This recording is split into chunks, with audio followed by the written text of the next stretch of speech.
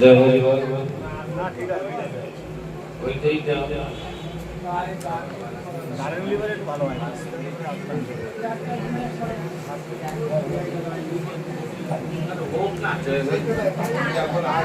হরি বল।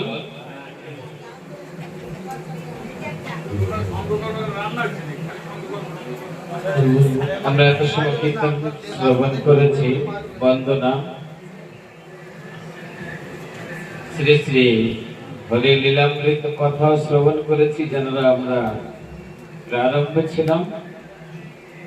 এখানে কীর্তন তো চলছে, কিছু বাবাদের বা মায়েদের দেখছি তারা চুপচাপই আছে, শুনছেন না বুঝতে পারছেন কিছুই বোঝা যাচ্ছে না। এইখানে আমরা যারা এসেছি সবাই কিন্তু আনন্দ বাজারে এসেছি, তাই না?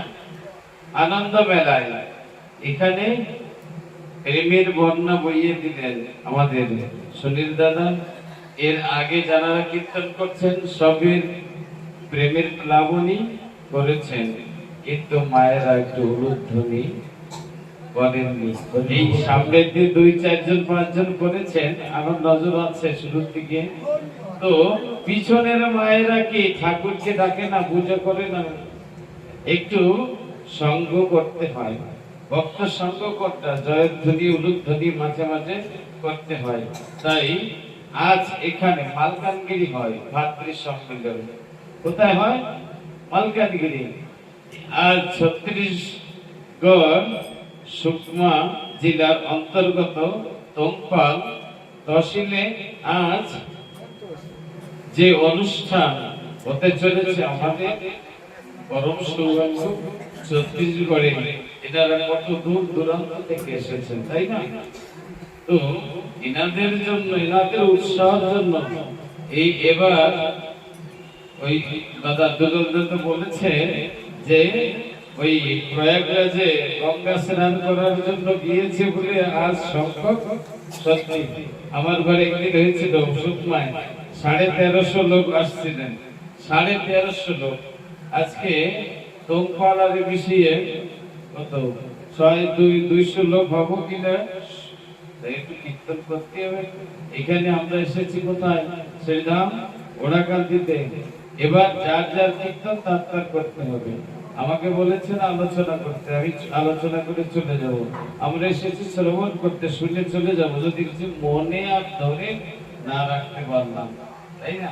গান গাইলে পরে করতালি দিতে হয়, গান শুনতে গেলে করতালি দিতে হয়। কেন? এর কারণ আছে, মানে আলোচনার মধ্যে দিয়ে বুঝে দিতে হবে। মানে করতালি কেন দিতে হয়, করতালি দেওয়ার কি প্রয়োজন আছে, কেন দেবো আমি করতালি? যে গাচ্ছে সে বুঝবে কি। আর করতালি দেওয়ার একটাই উদ্দেশ্য, ঠাকুর বলেছেন যে করে আমার আশ আমি করি তার 6 বংশের বিনাশ। 6 বংশের বিনাশ, তারপরেও যদি না ছাড়ে আমার পাশ, তবে আমি হই সেই দাসের অনুদাস। এই কথা ঠাকুর বলেছেন। সাধুগুরু বৈষ্ণব এই কথাটাই সূচনা দিয়েছেন, আর সেটাই আপনাদের সামনে ধরেছি। তাহলে করতালি দিলে কি হয়? হরিনাম সঙ্গে, মুখে হরিনাম, হাতে তালি, হাতে কর্ম করব। ঠাকুর বলছে হাতে কাম করো, মুখে নাম করো। হাতে এই করতালি দেওয়া একটা কাজ। আর এর সঙ্গে নাম করলে কি হয়? 6 বংশের বিনাশ হয়। 6 বংশের বিনাশ কেন করতে যাব, তাই না? কিন্তু বিনাশ না হলে তো হরিদল পাওয়া যাবে না। সে হচ্ছে কাম, ক্রোধ, লোভ, মদ, মোহ, মাৎসর্য, যেটা আপনারা ষড়রিপু বলে জানেন। তাই ষড়রিপু সঙ্গে নিজেকে কীর্তন করতে হবে, তাদের নিজের দলে নিতে হবে। তো যাই হোক, একটা হরিধ্বনি উলুধ্বনি জয়ধ্বনি হোক, তাই না? জোরে আমি দেখবো যারা চুপচাপ না থাকে, জয় জয়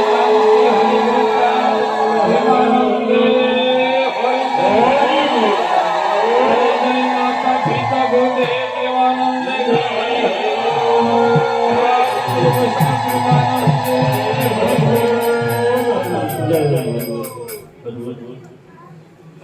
এত কথা 5 মিনিট এদিকে সরাই দিচ্ছি না, তাও কয়েকজন দেয় নাই। কর্মদার তার সঙ্গে যাবে। তো শান্তি হরি তথা গুরুচাঁদ সত্য ভাবার আপনার চরণে আমার প্রণাম জানিয়ে সংক্ষিপ্ত আলোচনা আমি প্রারম্ভ করতে চলেছি। উপস্থিত হরিবাসরে জ্ঞানীগুণী বিদগ্ধ পণ্ডিত শ্রোতা বর্গ যারা আছেন যত হরিভক্ত, কৃষ্ণ ভক্ত, গৌর ভক্ত এবং আমার ভক্তিবতী মায়েরা, সকলের চরণে জানাই আমার কোটি কোটি প্রণাম। চলিত হরিবাসরে গৃহকর্তা আমাদের মনোতোষ বাবু আজ যে ব্যস্ততার ভিতর দিয়ে যে মহান মহতি যে অনুষ্ঠানটি আয়োজন করেছে, আমি সর্বপ্রথমে আমি তাকে ধন্যবাদ দেব এই সুমতি হওয়ার জন্য। আমরা তো প্রথমে ধন অর্জন করি, উপার্জন করি ধন সম্পদ, কিন্তু আমরা সঠিক জায়গায় ব্যয় করতে চেষ্টা করি না। এই আজকে গৃহ অঙ্গনে যারাই এসেছেন তারাই বিশ্বপিতার সন্তান এবং বিশ্বপিতার বিশ্ব ব্যাংকে আজকের যা পূর্ণ রোজগার করছেন গৃহকর্তা, সেটা বিশ্বপিতার ব্যাংকে ফিক্সড ডিপোজিট হবে। সিগনেচার করলে আপনারা যারা ভক্ত ঠাকুরের অমৃত পথযাত্রী ভক্তবৃন্দ, এবার 150তম, তাই না, 115তম ভাতৃ সম্মেলন। সবাই যারা এসেছেন, উপস্থিত আছেন, যারা দর্শন করছেন দূর দূরান্ত থেকে, সকলকে জানাই কোটি কোটি প্রণাম এবং স্বাগতম। জয় হরিচাঁদ, জয় গুরুচাঁদ। ঠাকুর বলেছেন যে যার দল নেই তার বল নেই, যে করে হরি চিন্তা হরি করে তার চিন্তা। তো এবং গুরুচাঁদ ঠাকুর যেতে যেতে একটি কথা বলেছেন, সেই কথাটি আমাদের বিশেষ করে বোঝা বর্তমান পরিস্থিতিতে প্রয়োজন। যেমন তিনি বলছেন, জোরের বাঁশ ঝড়ে পড়ে না, জোরের বাঁশ ঝড়ে পড়ে না। অর্থাৎ জোরের বাঁশ অর্থাৎ তাতে কুঞ্চি থাকে, অনেক কুঞ্চি, আর কুঞ্চিতে জড়ানো থাকলে ঝড়েও ফেলতে পারে না। এই কথা বুঝালেন উদাহরণ দিয়ে। অর্থাৎ তোরা ভাইয়েরা মিলে মিশে থাকিস, যদি তোদের ভাবতে শক্তি যদি মানে ঐক্যবদ্ধ হয়, তাহলে কোনো বাধা বিপত্তি আসলেও তোদের নড়াতে পারবে না, হিলাতে পারবে না। তাই তোরা ভাইতে তোরা সকলে মিলে মিশে থাকিস। তো আমাদের অনেক জায়গায় অনেক পরিস্থিতিতে আমরা অন্তত দূরত্ব বজায় রাখতে চেষ্টা করি। এগুলো গুরুচাঁদ ঠাকুরের কিন্তু আদর্শ নয়। আমরা বিশুদ্ধ গরঙ্গের হার যার গোলে তলে, শত জন্মের ভাই বলে দিবে তারে বলে। এই কথা যদি ঠাকুরের কথা হয়, তবে কেন আমরা যাব দূরে সরে? এই ভাতৃ সম্মেলনে আজ যেভাবে উদ্যমের সহিত আজ সারা মালকানগিরি নয়, মালকানগিরি থেকে উমরকোট, পাখানজোড় এবং বিভিন্ন দেশান্তরে এই মালকানগিরি সংকটের কথা আমরা উল্লেখিত ভাবে আমরা শ্রবণ করেছি এবং সকলের ভিতরে একটা নতুন আলোড়ন বিভিন্ন জায়গায় বিভিন্ন সংগঠন গড়ে তুলছে। তো আমাদের কথা ঠাকুরের যে অকামনা প্রেম ভক্তি, যেটা অশ্বিনী প্রদান করেছেন হরিসঙ্গীতের মাধ্যম দিয়ে, অকামনা প্রেম ভক্তি যেটা একেবারে সাধারণ নয়। আমরা একটা গান করছি, গান করে দিলেই কিন্তু সেই গানের মর্মটা সবাই বুঝলো না, কি আমিও বুঝলাম না। ওই গানটাকে বিশ্লেষণ করতে হবে, বিশ্লেষণ করতে হবে কার কাছে?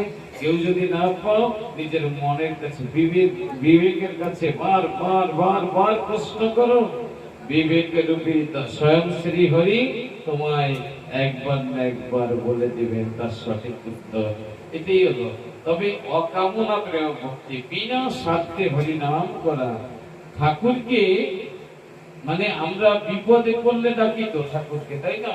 যখন বিপদগ্রস্ত হই, সংসারে কোনো অসুবিধা, দুর্ঘটনা, রোগ যুক্ত যখন হই, তখন কিন্তু আমরা ঠাকুরের কাছে যাই। কিন্তু সেটা বলেননি, ঠাকুর বলেছেন দৈনিক প্রার্থনা করো। বলছে দৈনিক প্রার্থনা করো, নিত্য নিত্য যদি যাকে প্রার্থনা করা হয়, যে করে হরি চিন্তা, প্রভাতে উঠিয়া যদি কেউ বলে হে পরম দয়াল শ্রী হরিচাঁদ তুমি ভালো থেকো, তুমি ভালো থাকলে আমি ভালো থাকবো। যদি আমার হরির ভালো চিন্তা যদি আমি রোজ রোজ করি, প্রথমে তো আমার ঘরে বিপদ আসবে কেন? আর যদিও আসে সে চিন্তা তো তিনি করবেন। যদি বলি হে পরম পিতা তুমি ভালো থাকো, সঙ্গে জগৎকে ভালো রাখো, বলেন এই কথা যদি সবাই বলি, তাহলে আপনারা আর আমি কি জগতের বাইরে? বোঝা গেল তো? কিছু তত্ত্ব কথা আমাদের বুঝতে হবে। আলোচনার আলো অর্থাৎ প্রকাশকে আমরা চিনে নেওয়া। এই অজ্ঞান অন্ধকার জড়তার ভিতরে জড় জগতে আছি, তাই সাধু সঙ্গীর দ্বারা সেই জড়তা মোচন করে আমরা পরম দয়ালের শ্রীপাদ পদ্মে শরণ নেব, আত্মসমর্পণ করব। আমরা অনেক সময় মিথ্যা কথা বলি। কি বলি? দ্বাদশ আজ্ঞার শেষ আজ্ঞাটা আছে ঈশ্বরে আত্মসমর্পণ করো। আমরা অনেকে বলি আর ঠাকুরকে সমর্পিত করি। আমি অনেক জায়গায় মহোৎসবে গেলে পরে সবাই অনেক ভক্তরা আছে বলে একটু পরেই মনে কি জানেন, যেটা আমিও করি, ঠাকুর আজ থেকে আমার বলতে যা কিছু আছে সব তোমাকে দিলাম, এমনকি আমি নিজেকে সমর্পণ করলাম তোমার শ্রীপাদ পদ্মে। আজ থেকে তুমি আমার আর আমি তোমার। আমার বলতে যা কিছু আছে তোমার চরণে নিবেদন করিলাম। একটু পরে এই ঘরটার আমার কত বড়, যা দান করা হয় সেই দান করা জিনিসের পরে দাতার কোনো অধিকার থাকে না। তাই আমরা নিজেকে সমর্পিত করতে চেষ্টা করব জীবন এক এক। আচ্ছা, আমাদের এই মাঝে ভাতৃ সম্মেলনের মাঝে আমাদের একটা সুন্দর চেহারা ছিল, সেই চেহারাটা নাই। বলেন কে? আমাদের রঞ্জন দাদা, তিনি নাই। আজ ওনারই ভাই, আমাদেরও ভাই সূর্য দাদা এখানে আসছেন। বলেন সেই মানুষটা থাকলে আমরা কত আনন্দ। এখন নিরানন্দ অবশ্য নেই, কিন্তু সেই আনন্দ নাই, তো এক এক করে আমাদেরও শুধু সময় ঘনিয়ে এসেছে। আমাদের এই বাবাজি বলছেন, শেষ করছি, বাবাজি গানের ভিতরে কথা প্রসঙ্গে বলছেন মাধবকে মা সীতা একটা অঙ্গুরি, স্বর্ণ অঙ্গুরি দিতে চাইলেন, যে নৌকায় পার হলে আমরা গাড়ি চড়ে আসলে পাঁচ ভাড়া তো দিতেই হয়। তেমনি আজ মাধবের নৌকায় যেমন রামচন্দ্র আর মাতা সীতা দেবী জানকী তিনি যখন পার হলেন, তাই তার কিরায়াটা, তার ভাড়াটা স্বরূপ একটা অঙ্গুরি মাত্র দিচ্ছিলেন। কিন্তু সেই পরিবর্তে কি চেয়ে নিলেন, এই কথাটা বলছিলেন, আমরা সবাই শ্রবণ করেছি। কি বলছেন? ভব পার ঘাটায় শেষের দিনে জানা তুমি আমায় পার করে নিয়ে, তোমার আমার হিসাব শেষ হবে। এই কথাটাই বলতে চাইলেন, তাই না? তো এই আমরা যদি একটা সোনার আংটি পাই কত খুশি। একটা সোনার আংটি দিয়েছে, কিন্তু মাধব সেদিন কিন্তু সোনার আংটির দিকে তাকায়নি। তিনি তো খেওয়া দিয়েই তো সংসার চালাতেন। তাই সেদিন ওই সোনার আঙ্গুটি তাকে তুচ্ছ মনে করছে। আজকে সুযোগ, এই সুযোগে আমি কিছু অর্জন করে ফেলি। তাই তিনি পার ঘাটা যাওয়ার ব্যবস্থা সেই পুরুষোত্তমের মর্যাদা পুরুষ শ্রী রামচন্দ্রের কাছে চেয়ে নিয়েছিলেন। তেমনি এটা হলো প্রেমের বাজার। দেখেন এই যে বাজার, সামনে গেলেই বাজার আছে, যেখানে আপনার অপরিষ্কার বস্ত্র আদি এবং মলিন দেহ পরিষ্কার করবার জন্য সাবান, soda, Surf, shampoo, cosmetic item বিভিন্ন কিছু পাওয়া যাবে, পয়সা থাকলেই হলো। কিন্তু দেহের ভিতর যে ময়লা আবর্জনা পরিপূর্ণতা ভাবে ভরে আছে, যার জন্য হরি আমার হৃদয়ে আসতে পারছেন না, সেই জায়গাটা যদি পরিষ্কার করতে হয় তবে এই সাধুর বাজারে আসতে হবে, প্রেমের বাজারে আসতে হবে। আর এই প্রেমের বাজারে না আসলে সেই হরিকে জানা যাবে না এবং হরি আমার হৃদয়ে আসবে না। দ্বাদশ আকার একটা আজ্ঞা বলি, আমার কথা বিশ্রাম দেবো যেহেতু সংক্ষিপ্ত সময়, তাই না? দ্বাদশ আজ্ঞার একটা আজ্ঞা বলেছেন ঠাকুর, বলেছেন কি বলেছেন জানি না, কে কি বুঝতেছেন তাও আমি বলতে পারবো না, কিন্তু আমি যতটুকু অনুভূতি করেছি সেই কথাটুকুর বর্ণনাই মাত্র করছি। তিনি একটা কথা বলছেন যে শ্রী শ্রী হরি মন্দির প্রতিষ্ঠা করো, লিখেছেন, আমরা সবাই জানি। দ্বাদশ আজ্ঞার একটা আজ্ঞায় বলেছেন শ্রী শ্রী হরি মন্দির প্রতিষ্ঠা করো। আচ্ছা, এই কথাটার অর্থ কি আমি এখনো বুঝি নাই। আমরা যারা বাংলা ভাষী, বিশেষ করে আমাদের সকলের ঘরে একটা হরি মন্দির আছে। তাই রাধা কৃষ্ণের ফটো হোক, অনুকূল চন্দ্রের ফটো হোক, শান্তি হরির ফটো হোক, এবং যে কোনো যার যেমন মন সে কিন্তু তেমনি একটা, ওইটাই আমাদের হরি মন্দির। কিন্তু ঠাকুর কি সত্যিকারের সে কথা বলেছেন? আমার মনে হয় সেটা না, সে কথা বলে নাই। এটা হচ্ছে আমার ভাবনা, যা ভাবনা আছে সেটা প্রকাশ করছি। তিনি বলেছেন আমি তোমাকে একটা ঘর বানিয়ে দিয়েছি। ঠাকুর বলছেন আমি তোমাকে একটা ঘর বানিয়ে দিয়েছি, যেটা দুইটা খুঁটির উপরে, নাম তোমার দেহ ঘর।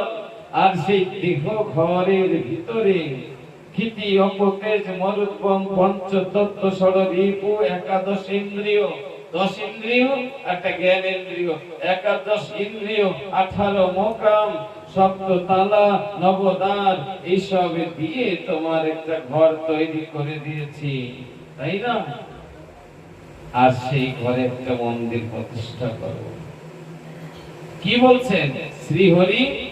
কি বলছেন শ্রীহরি? মন স্থির, মনটা যেখানে স্থির হবে, মনটাকে স্থির করতে বলেছে। মন্দির মানে কি একটা বানানো আছে, এটাকে আমরা মন্দির বলে জানি, কিন্তু আমার মনটা তো চঞ্চল। আমি আছি এইখানে দমকলে, মনটা তো দিল্লি, কলকাতা, প্রয়াগরাজে, হ্যাঁ, বিভিন্ন দেশ দেশান্তরে যেতে তাদের এত দ্রুত যানবাহন এখনো সরকার বানাতে পারেনি। তাই মনটাকে লাগাম দেওয়ার জন্য ইন্দ্রিয় রূপী চাবুক মেরে মনটাকে স্থির করে মনটাকে স্থির করো। সেই মন্দির, এবার মন্দির করলে পরে সেইখানে একটা আসন দিতে হয় না? আমার মন্দির বানিয়ে রাখলে হবে, সেখানে একটা আসন নিশ্চয় দিতে হবে। সেই আসন কি? হৃদয় আসন। সেই আসনটির নাম হৃদয় আসন। আর হৃদয় আসনে তোমার জন্মদাতা মাতা পিতা, তুমি যাকে ভরসা করেছো, যার কাছ থেকে পারের সন্ধান নিয়েছো, সেই সাধুগুরু তথা তোমার পরম গুরু যিনি পারের কান্ডারি, তাকে বসাও। আর যদি বসাইতে পারো, সেদিন তোমার মুখে অশ্বিনীর ওই গান যে আমার হৃদকদম্ব তরুমূলে দাঁড়াও শ্রী হরি, এই কথাটা সেদিন কিন্তু মানাবে। তো আমার দ্বারা তো সম্ভব না। তো যাই হোক, সংক্ষিপ্ত ভাবে দুই একটি কথা বলছি, আর এত ঝড়ের মতো তো আলোচনা করা যায় না। তো ওই 5 মিনিট টাকাই অনেক সময় আমি আপনাদের নিয়েছি। যাই হোক, যদি এসেছি আমরা এই প্রেমের বাজারে, এসেছিলাম খালি হাতে, নিয়ে যাব বোঝাই করে। যারা এসেছেন কীর্তনিয়া মহাজনেরা, তারা দিচ্ছেন বন্টন করে, আমরা নেব সবাই ধরে ধরে। সবাই কিছু কিছু নিতে হবে। গুরুচাঁদ প্রেম ভান্ডারী, আর গুরুচাঁদ প্রেম প্রেম ভান্ডারী, গোলকচাঁদ প্রেম প্রহরী, আর তারকচাঁদ ধরে দাঁড়িয়ে দিচ্ছে ওজন করে। মহানন্দ জাহাজ পুড়ে দিতেছে দল ঘরে ঘরে, আনন্দ নগরে। যাই হোক, সবাই ভালো থাকবেন, সুস্থ থাকবেন, সবাই মঙ্গল কামনা করি। সঙ্গে এই বিজয়কর্তা যিনি আমার থেকে ঠাকুরের নাম আশ্রিত হয়েছেন, ঠাকুরের সন্তান, তিনি ঠাকুরের প্রতি যতটুকু বা নিষ্ঠা আছে, আপনারা সবাই একটু এই গৃহকর্তা বা মনতোষ বাবুকে একটু আশীর্বাদ করবেন, সে যেন হরি অভিমুখী হয়ে চলতে পারে, একজন আদর্শ হরিভক্ত যেন হয়ে আপনাদের সঙ্গে বিচরণ করতে পারে, তাদের সার্বিক উন্নতি প্রার্থনা করি আপনাদের কাছে। আপনারা পরম দয়াল পরম পিতার কাছে একটু কামনা করবেন। জয় জয় শান্তি, হরি হরি চাঁদ পরম প্রেমানন্দ হরি হরি বল। জয় জয় গৃহকর্তা মঙ্গলার্থে হরি হরি বল। সকল ভক্তের মঙ্গলার্থে হরি হরি।